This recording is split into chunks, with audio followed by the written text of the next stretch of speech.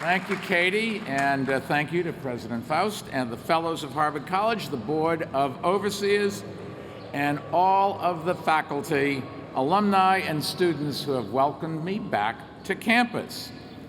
I am excited to be here, not only to address the distinguished graduates and alumni at Harvard University's 363rd commencement, but most importantly, to stand in the exact spot where Oprah stood last year. OMG. Let me begin with the first order of business. Let's have a big round of applause for the class of 2014. They've earned it.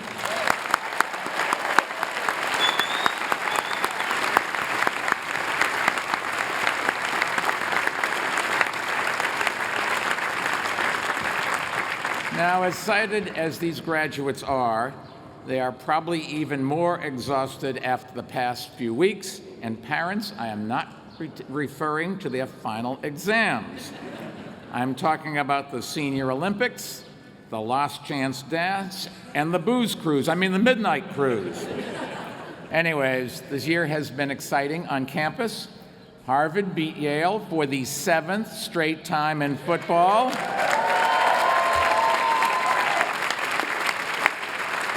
The men's basketball team went to the second round of the NCAA tournament for the 2nd straight year. And the men's squash team won a national championship. Who'd have thunk it? Who'd have thunk it? Harvard, an athletic powerhouse. Pretty soon, Drew, they're going to be asking whether you have academics to go along with your academic programs. Now, my personal connection to Harvard began back in 1964 when I graduated from Johns Hopkins in Baltimore and matriculated here at the B School.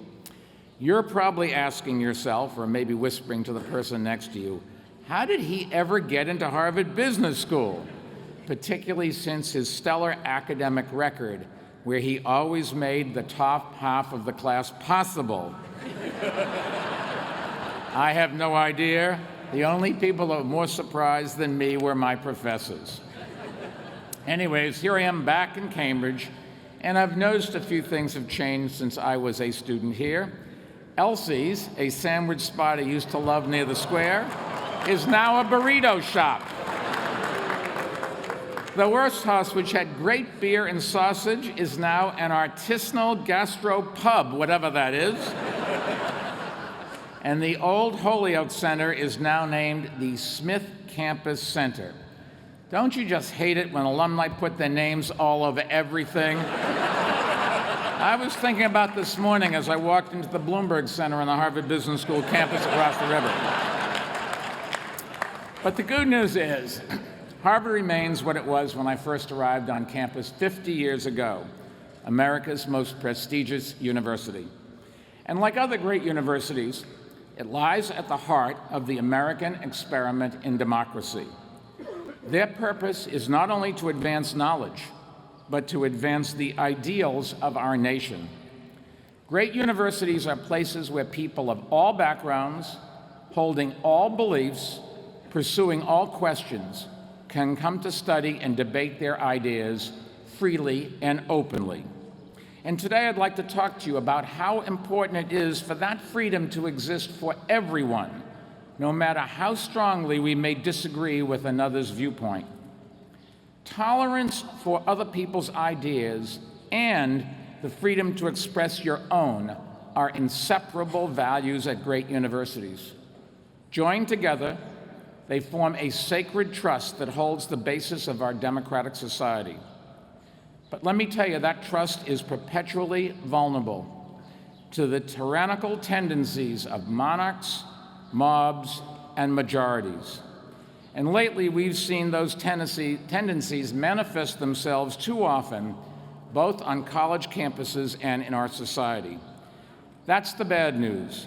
And unfortunately, I think both Harvard and my own city, New York, have been witnesses to this trend. First, for New York City. Several years ago, as you may remember, some people tried to stop the development of a mosque a few blocks from the World Trade Center site. It was an emotional issue, and polls showed that 2/3 of Americans were against a mosque being built there. Even the Anti-Defamation League, widely regarded as the country's most ardent defender of religious freedom, declared its opposition to the project. The opponents held rallies and demonstrations. They denounced the developers, and they demanded that city government stop its construction. That was their right, and we protected their right to protest. But they could not have been more wrong, and we refused to cave into those demands. The idea that government would single out a particular religion and block its believers, and only its believers, from building a house of worship in a particular area is diametrically opposed to the moral principles that gave rise to our great nation and the constitutional protections that have sustained it.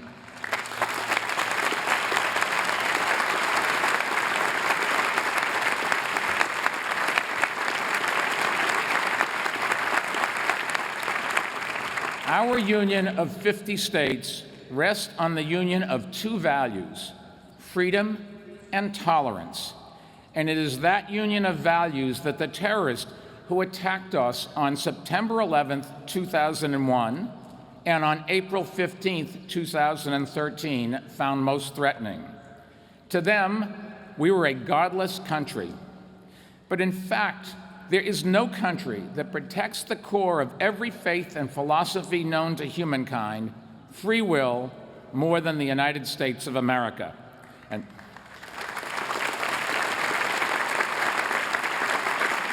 And that protection, however, rests upon our constant vigilance. We like to think that the principle of separation of church and state is settled. It is not, and it never will be. It is up to us to guard it fiercely and to ensure that equality under the law means equality under the law for everyone. If you want the freedom to worship as you wish, to speak as you wish, and to marry whom you wish, you must tolerate my freedom to do so or not to do so as well. Now, what I do may offend you. You may find my actions immoral or unjust. But attempting to restrict my freedoms in ways that you would not restrict your own leads only to injustice. We cannot deny others the rights and privileges that we demand for ourselves. And that is true in cities, and it is no less true at universities, where the forces of repression appear to be stronger now, I think, than they have been at any time since the 1950s. When I was growing up, U.S. Senator, yes, you can applaud.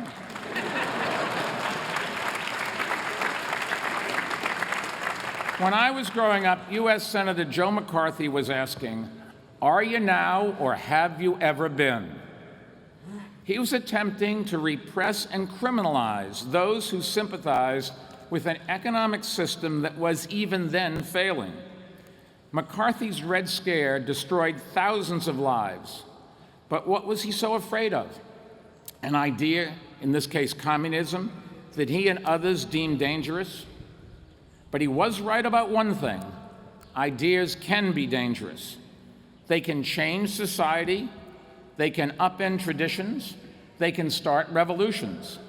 And that's why throughout history, those in authority have tried to repress the ideas that threaten their power, their religion, their ideology, or their re-election chances.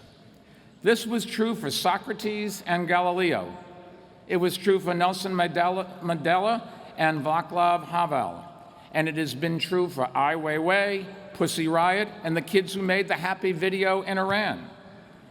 Repressing free expression is a natural human weakness, and it is up to us to fight it at every turn. Intolerance of ideas, whether liberal or conservative, is antithetical to individual rights and free societies, and it is no less antithetical to great universities and first-rate scholarships. Now, there is an idea floating around college campuses, including here at Harvard, I think, that scholars should be funded only if their work conforms to a particular view of justice. There's a word for that idea: censorship. and is just a modern form of McCarthyism. Think about the irony. In the 1950s, the right wing was attempting to repress left-wing ideas. Today, on many college campuses, it is liberals trying to repress conservative ideas, even as conservative faculty members are at risk of becoming an endangered species. And that is probably nowhere more true than it is here in the Ivy League. In the 2012 presidential race, according to federal, In the 2012 presidential race, according to Federal Election Commission data, 96% of all campaign contributions from Ivy League faculty and employees went to Barack Obama. 96%. There was more disagreement among the old Soviet Politburo than there was among Ivy League donors. And that statistic should give us some pause. And I say it as someone who endorsed President Obama for re-election. Because let me tell you something, neither party has a monopoly on truth or God on its side. When 96% of Ivy League donors prefer one candidate to another, you really have to wonder whether students are being exposed to the diversity of views that a great university should offer. Diversity of gender, ethnicity, and orientation is important, but a university cannot be great if its faculty is politically homogeneous. In fact, the whole purpose of granting tenure to professors is to ensure that they feel free to conduct research on ideas that run afoul of university politics and societal norms. When tenure was created, it was mostly protected liberals whose ideas ran against conservative norms. Today, if tenure is going to continue, it must also protect conservatives whose ideas run up against liberal norms. Otherwise, university research and the professors who conduct it will lose credibility. Great universities must not become predictably partisan, and a liberal arts education must not be an education in the art of liberalism. The role of universities is not to promote an ideology, it is to provide scholars and students with a neutral forum for researching and debating our issues, without tipping the scales in one direction or repressing unpopular views. Requiring scholars and commencement speakers, for that matter, to conform to certain political standards undermines the whole purpose of a university.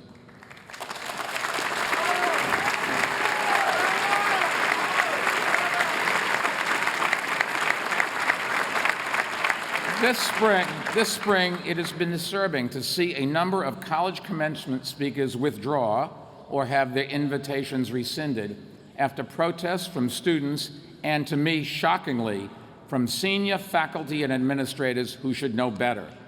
It happened at Brandeis, Haverford, Rutgers, and Smith, and last year it happened at Swarthmore and Johns Hopkins, I'm sorry to say. In each of these cases, liberals silenced a voice, and they denied an honorary degree to individuals that they deemed politically objectionable. This is an outrage, and we must not let it continue.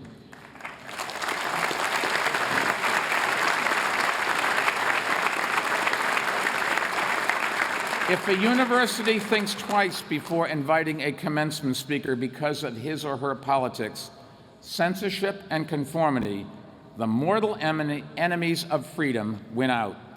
And sadly, it's not just commencement season when speakers are censored.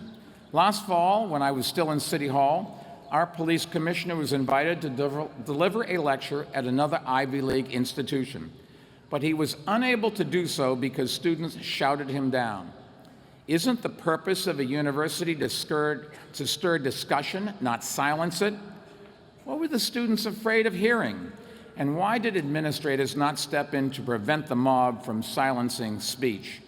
And did anyone consider that it is morally and pedagogically wrong to deprive other students the chance to hear the speech? Now, I'm sure all of today's graduates have read John Stuart Mill's On Liberty, but just let me read a short passage from it.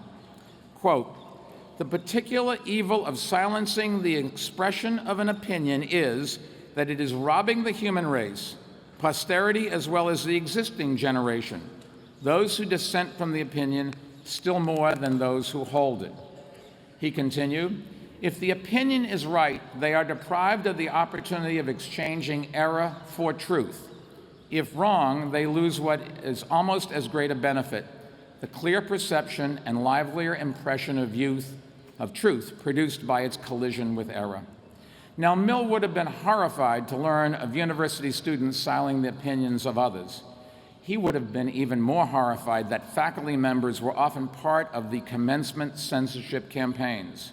For tenured professors to silence speakers whose views they disagree with is really the height of hypocrisy, especially when those protests happen in the Northeast, the bastion of self-professed liberal tolerance.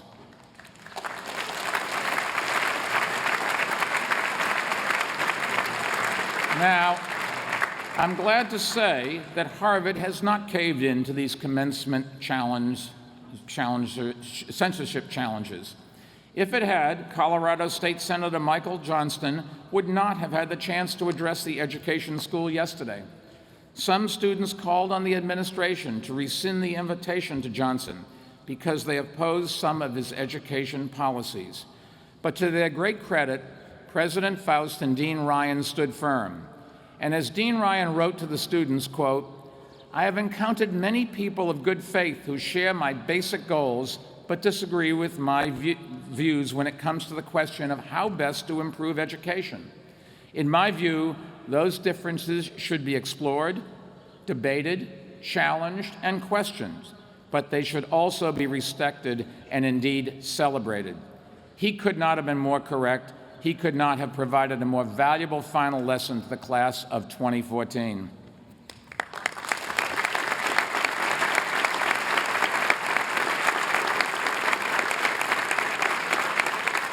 As a former chairman of Johns Hopkins, I strongly believe that a university's obligation is not to teach students what to think, but to teach students how to think.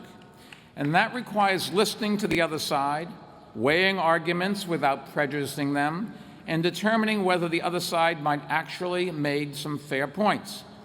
If the faculty fails to do this, then it is the responsibility of the administration and the governing body to step in and make it a priority. If they do not, if students graduate with ears and minds closed, the university has failed both the students and society. And if you want to know where that leads, look no further than Washington, D.C. Down in Washington, every major question facing our country, involving our security, our economy, our environment, and our health is decided. Yet the two parties decide those questions not by engaging with one another, but by trying to shout each other down and by trying to repress and undermine the research that counters their ideology. The more our universities emulate that model, the worse off we will be as a society. And let me give you a few examples. For a decade, Congress has barred the Centers for Disease Control from conducting studies of gun violence. And recently, Congress also placed that prohibition on the National Institute of Health. You have to ask yourself, what are they afraid of? This year, the Senate has delayed a vote on President Obama's nominee for Surgeon General, Dr. Vivek Murthy, a Harvard physician, because he had the audacity to say that gun violence is a public health crisis that should be tackled. The gall of him.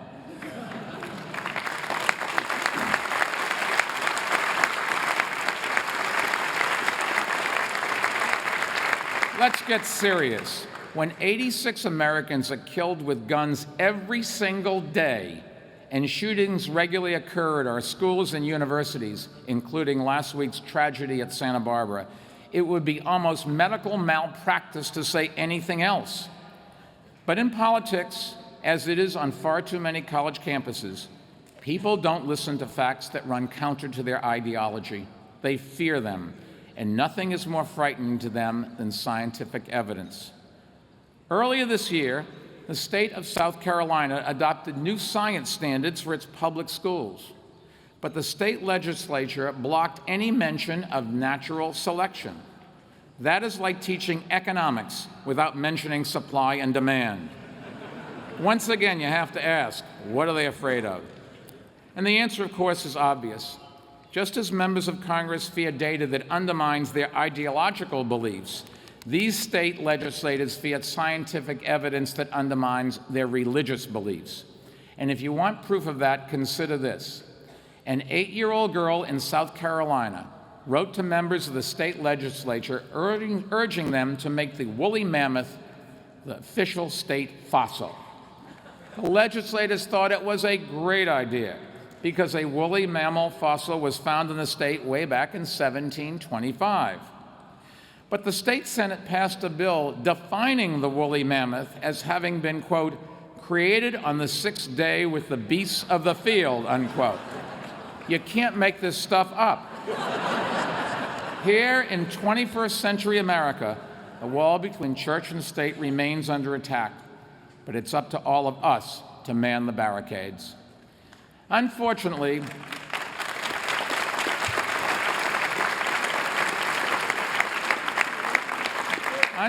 the same elected officials who put ideology and religion over data and science when it comes to guns and evolution are often the most unwilling to accept the scientific data on climate change. Now, don't get me wrong, scientific skepticism is healthy, but there's a world of difference between scientific skepticism that seeks out more evidence and ideological stubbornness that shuts it out. Given the general attitude of many elected officials towards science, it's no wonder the federal government has abdicated its responsibility to invest in scientific research, much of which occurs at our universities. Today, federal spending on research and development as a percentage of GNP is lower than it has been in more than 50 years, which is allowing the rest of the world to catch up and even surpass the U.S. in scientific research. The federal government is flunking science just as many state governments are. But we must not become a country that turns its back on science or on each other. Now I get back to the class of 2014. You graduates must help lead the way. On every issue, we must follow the evidence where it leads and listen to people where they are. If we do that, there is no problem we cannot solve, no gridlock we cannot break, no compromise we cannot broker. The more we exchange or embrace a free exchange of ideas, and the more we accept that political diversity, the healthier we are, the stronger our society will be. Now, I know this has not been a traditional commencement speech, and in fact, it may keep me from passing a dissertation defense in the humanities department. But there is no easy time to say hard things. Graduates, throughout your lives, do not be afraid of saying what you believe is right, no matter how unpopular it may be, especially when it comes to defending the rights of others. Stand up for the rights of others, and in some ways, it's even more important than standing up for your own rights. Because when people seek to repress freedom for some, and you may remain silent, you are complicit in that repression, and you may well become its victim. Do not be complicit. Do not follow the crowd. Speak up and fight back. You will take your lumps, I can assure you of that. You will lose some friends and make some enemies. I can assure you of that too. But the arc of history will be on your side, and our nation will be stronger for it. Now, all of you graduates have earned today's celebration. You have a lot to be proud of, a lot to be grateful for. So tonight, as you leave this great university behind, have one last scorpion bowl at the Kong. On second thought, don't. And tomorrow, get back to work making our country and our world freer forever, freer for everyone. God bless and good luck.